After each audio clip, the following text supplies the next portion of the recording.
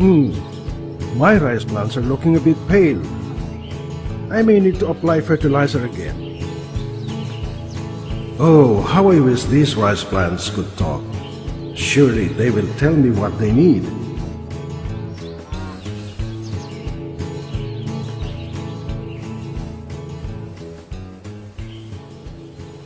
Mang Lando, please stop! Before you add that extra bag of fertilizer, do you know what makes a healthy rice plant? What? No. Mang Lando, proper nutrition makes healthy rice plants.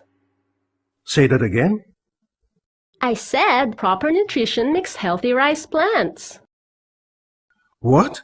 I don't understand what you mean. Then you must hear this.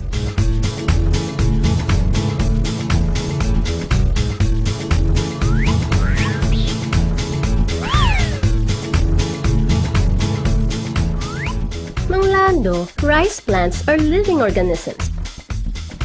Aside from water and sunshine, we need nutrients to be healthy so we can grow and produce grain.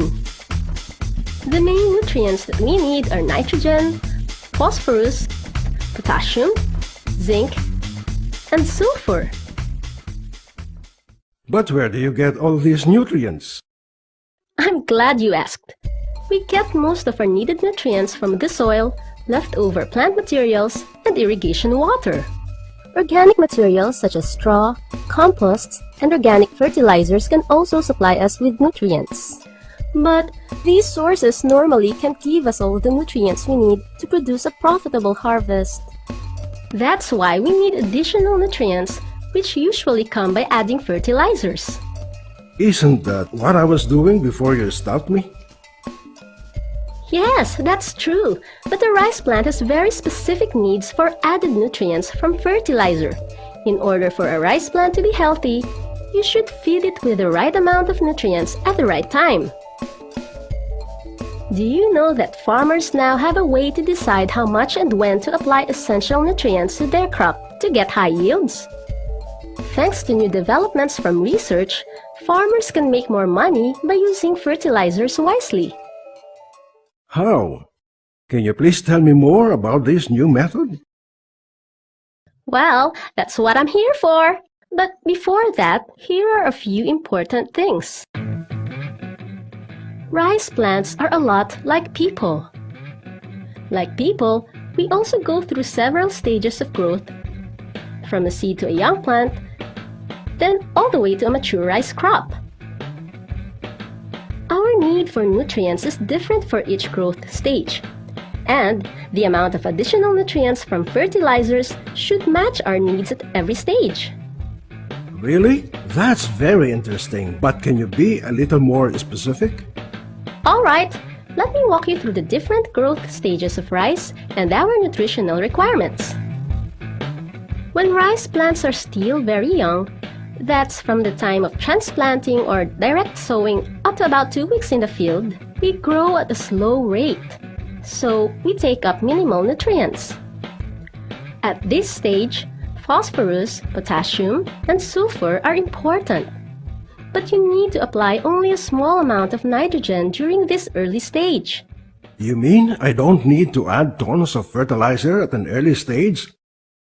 That's right! We need a balanced amount of food while we're young. All of the required phosphorus should be applied to young rice to ensure strong roots and plant health. But as we grow faster and begin to produce tillers, we need more nutrients. At this stage, we don't need additional phosphorus, but we do need more nitrogen. However, when you expect yields to be low, such as in the lower yielding season, the need for nitrogen is less. Oh, I see. You need more nitrogen as you grow faster, and when expected yields are high. Now you're getting it, but there's more. Oh, I'm so sorry for interrupting. Please do continue.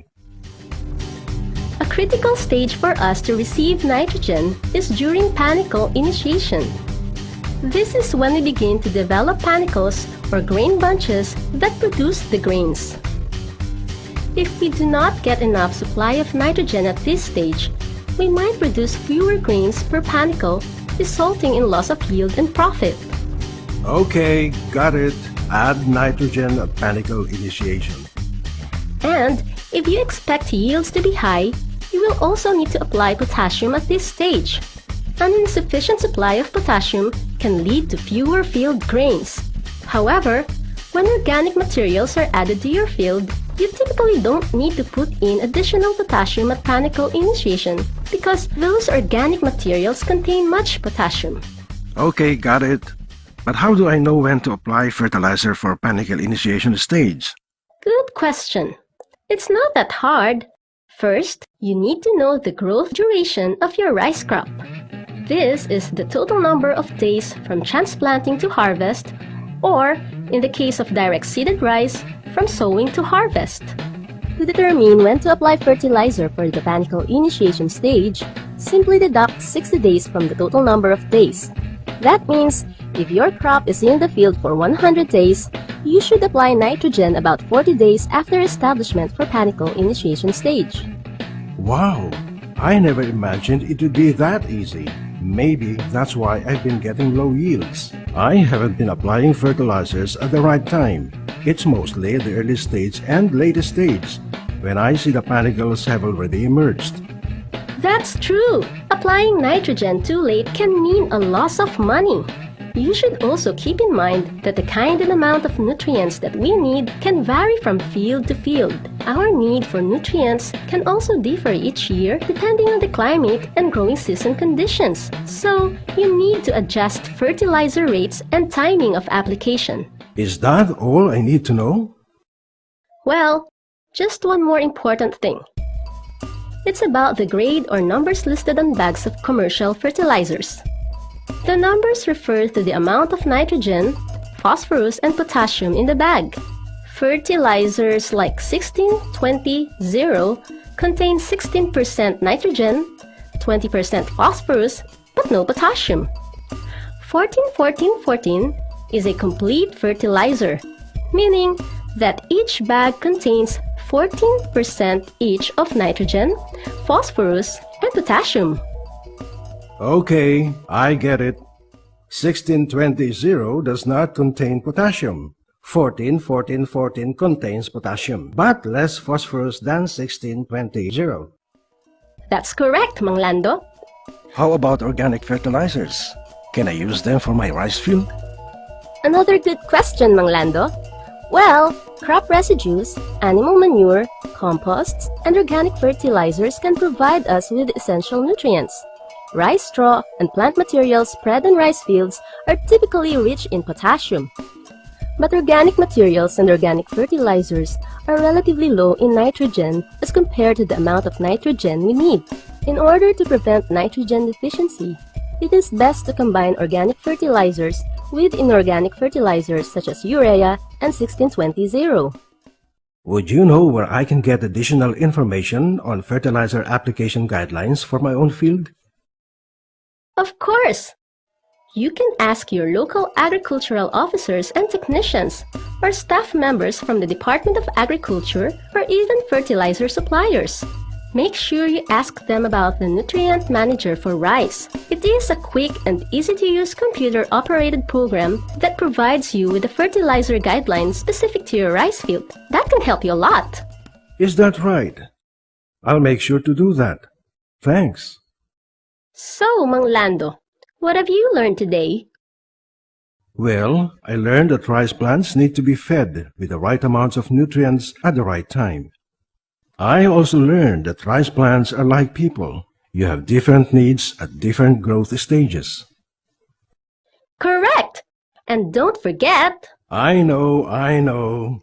Proper nutrition makes healthy rice plants. Well, gotta go. Just call me if you need me. Hey, wait! I didn't catch your name. It's Ryza! Ryza the rice plant. I think I'm going crazy. Was I really talking to a rice plant?